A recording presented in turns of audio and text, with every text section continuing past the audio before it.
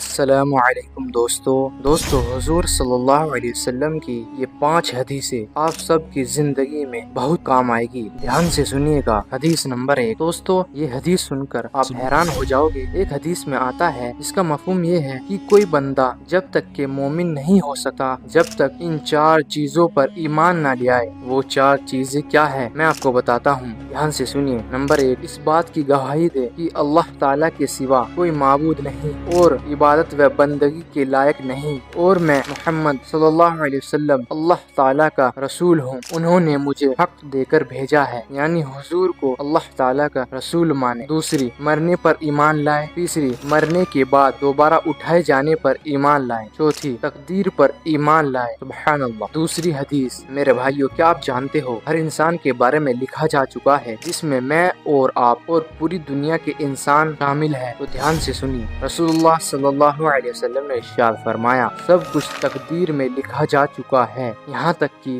انسان کا نہ سمجھ ہونا اور ناکارہ ہونا، ہوشیار ہونا اور قابل ہونا بھی تقدیر ہی سے ہے۔ سبحان اللہ۔ تیسری حدیث، دوستو کیا آپ جانتے ہو سمجھدار آدمی اور ناسمجھ آدمی کون ہے؟ رسول اللہ نے ارشاد فرمایا، سمجھدار آدمی وہ ہے جو اپنے نفس کا محاسبہ کرتا رہے اور موت کے بعد کے لیے عمل کرے، اور ناسمجھ آدمی وہ ہے جو نفس کے خواہشوں پر چلے اور اللہ تعالیٰ سے امیدیں رکھے۔ اللہ تعالیٰ بڑا معاف کرنے والا ہے۔ اللہ اکبر۔ چوتھی حدیث، دوستو اس حدیث کے بارے میں اکثر آپ لوگ نہیں جانتے ہوں گے، دھیان سے سنیے۔ رسول اللہ نے ارشاد فرمایا کہ 2 چیزیں ایسی ہیں جن کو آدمی پسند نہیں کرتا۔ پہلی چیز موت ہے، حالانکہ موت اس کے لیے فتنے سے بہتر ہے، یعنی مرنے کی وجہ سے آدمی دین کو نقصان پہنچانے والے فتنوں سے محفوظ ہو جاتا ہے۔ اور دوسری چیز مال کا کم ہونا ہے، جس کو آدمی پسند نہیں کرتا، حالانکہ مال کی کمی